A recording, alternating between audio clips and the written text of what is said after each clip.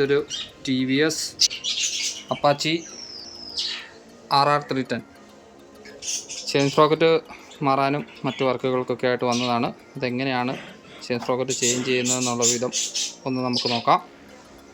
ഇവിടെ വരുന്ന 3 അല്ലെങ്കിൽ 5-ൻ്റെ അല്ലെങ്കിൽ അഴിക്കുക കവറ് നമുക്ക് ഊരിയെടുക്കാം. അതുപോലെ തന്നെ ഇവിടെ വരുന്ന 2 6-ൻ്റെ അല്ലെങ്കിൽ അഴിച്ച് കഴിഞ്ഞാൽ ഈ സിംഗാമിൻ്റെ ക്യാപ്പ് നമുക്ക് ഊരിയെടുക്കാം. അതുപോലെ തന്നെ ഈ ചെയിൻ കവർ ഇവിടെ വരുന്ന 4-ൻ്റെ 3 അല്ലെങ്കിൽ ഉണ്ട്, അത് അഴിച്ച് കഴിഞ്ഞാൽ ഈ സിംഗാമിൻ്റെ ഈ ചെയിൻ കവറും കൂടെ നമുക്ക് ഊരിയെടുക്കാം. നമുക്ക് ഈ ഒരു വീലിൻ്റെ മുകളിലുള്ള ഈ ഒരു കവർ ഊരാൻ വേണ്ടി നമുക്ക് ഇതും കൂടെ അഴിക്കേണ്ടതായിട്ടുണ്ട്. ഇതിൻ്റെ ഉള്ളിൽ 2 5-ൻ്റെ അല്ലെങ്കിൽ ബോൾട്ടുണ്ട്. ഇത് ഊരാൻ വേണ്ടി നമ്മുടെ ഈ പ്രസ് ബട്ടൺ ക്ലിപ്പ് ഊരിക്കഴിഞ്ഞാൽ അപ്പുറത്തെ സൈഡിലും ഉണ്ട്, അത് ഊരിക്കഴിഞ്ഞാൽ ഇത് നമുക്ക് സിമ്പിളായിട്ട് ഊരിയെടുക്കാം. ഞാൻ ഇപ്പുറത്തെ സൈഡിലും സിംഗാമിൻ്റെ ഈ ക്യാപ്പ് ഈ 2 6-ൻ്റെ അല്ലെങ്കിൽ ബോട്ട് വെച്ചിട്ട് അതും ഊരിയെടുക്കുക. ടയറിൻ്റെ ഈ ഹഗ്ഗർ ഊരിയെടുക്കാൻ വേണ്ടി അത് നമ്മുടെ വീലിനട്ടിനൊപ്പം തന്നെയാണ് ടൈറ്റ് ചെയ്തേക്കുന്നത്. വീലിൻ്റെ നട്ട് ഊരി കഴിഞ്ഞിട്ട് ഈ ഹഗ്ഗർ നമുക്ക് ഊരിയെടുക്കാം. അപ്പുറത്തെ സൈഡിൽ വരെ ബോൾട്ടൊന്നുമില്ല, ഇവിടെ തന്നെയാണത് ബോൾട്ട് ചെയ്തേക്കുന്നത്.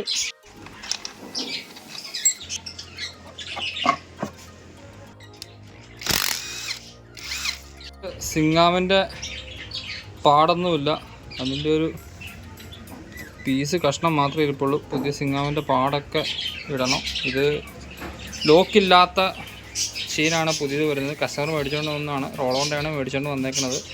അപ്പോൾ സിംഗാമ് നമുക്ക് ഊരേണ്ടതായിട്ടുണ്ട്. അതിനതുകൊണ്ടാണ് ഇത്രയും സാധനങ്ങളൊക്കെ നമുക്ക് അഴിക്കുന്നത്. ഈ 22 നട്ടഴിച്ച് ഇതൊക്കെല്ലാം ലൂസ് ചെയ്ത് വെക്കുക. ഇവിടെ വരുന്നതും മുകളിൽ വരുന്നതുമായിട്ടുള്ള ബോൾട്ടുകൾ നമുക്കിപ്പം ലൂസ് ചെയ്ത് വെക്കുക. അതോടൊപ്പം ഡിസ്കിൻ്റെ പാഡിൻ്റെ കാര്യങ്ങളൊക്കെ അത് ഊരിയെടുത്ത് അതുമൊക്കെ ഊരിയെടുത്ത് വെക്കുക. സിംഗാം ഊരിയെടുക്കാൻ വേണ്ടിയിട്ട് സൈലൻസറും കൂടെ ഊരിയെടുക്കേണ്ടതായിട്ടുണ്ട്. അന്നേരം നമുക്ക് സിംഗാമൊക്കെ ഊരി വൃത്തിയായി ക്ലീൻ ചെയ്ത് സെറ്റ് ചെയ്യാൻ പറ്റത്തുള്ളൂ. അല്ലാണ്ട് സൈലൻസറിങ്ങനെ നിർത്തിക്കൊണ്ട് ഷോക്കിൻ്റെ ബോൾട്ട് അഴിച്ചിട്ട് സിംഗാമ് ചെരിച്ച് പിടിച്ചിട്ടുണ്ടാകും നമുക്ക് ചെയ്യാം.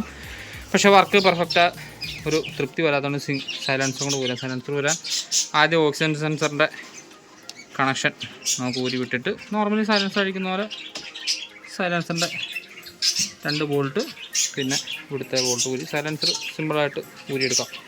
ഊരാൻ നേരത്ത് ഈ അടിയിലത്തെ ഷീൽഡ്, ഇവിടെ ഒരു സ്റ്റാറിൻ്റെ സ്ക്രൂ ഉണ്ട്, ഇവിടെ ഒരു പ്രസ് ബട്ടണും ഉണ്ട്. അത് ഊരി കഴിഞ്ഞാൽ ഈ ഷീൽഡ് സിമ്പിളായിട്ട് ഊരാൻ പറ്റും. എന്നാലേ സൈലൻസർ വളരെ എളുപ്പത്തിൽ നമുക്ക് താഴത്തോട്ട് ഊരി പോരത്തുള്ളൂ. അതോടൊപ്പം തന്നെ സൈലൻസറിൻ്റെ ഒരു സ്റ്റോപ്പറുണ്ട് ഇവിടെ.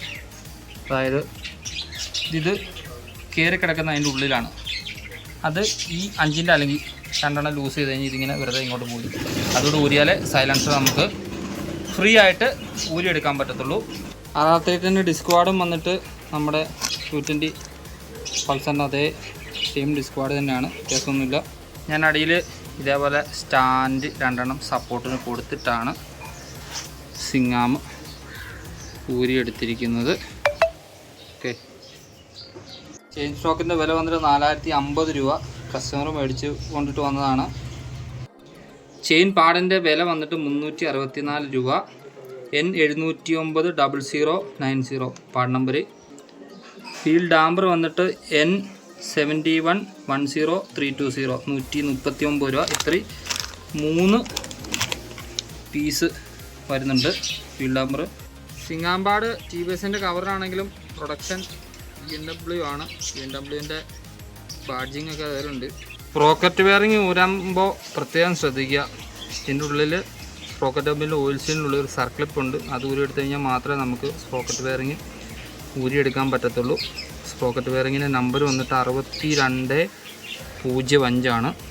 വീൽ ഡാമ്പറിൽ BMWൻ്റെയും TVSൻ്റെയും ബാഡ്ജിങ് ഉണ്ട്. ഫ്രണ്ട് സ്പ്രോക്കറ്റിൻ്റെ ആ ബോൾട്ട് ടൈറ്റ് ചെയ്യുമ്പോഴത്തേക്കിനും നമ്മൾ ലോക്ടൈറ്റ് ഉപയോഗിച്ച് തന്നെ ടൈറ്റ് ചെയ്യാൻ ശ്രമിക്കുക. ഞാൻ ഉപയോഗിക്കുന്നത് നമ്മുടെ റോയൽ എൻഫീൽഡിൻ്റെ ലോക്ടൈറ്റ് ആണ്. ഇതിൻ്റെ സൈലൻസർ പാക്കിങ് ഇതാണ്. ഇത് ഇടുന്നതിനൊരു രീതിയുണ്ട്, ഉണ്ടല്ലോ ഒരു കട്ടിങ് ഉണ്ടല്ലേ. ഇതേ സെയിം കട്ടിങ് ആ മുകളിൽ തന്നെ ഉണ്ട്, കാണുന്നുണ്ടെന്ന് വിചാരിക്കുന്നു. അതേ രീതിയിൽ തന്നെ വേണം ഇടാൻ.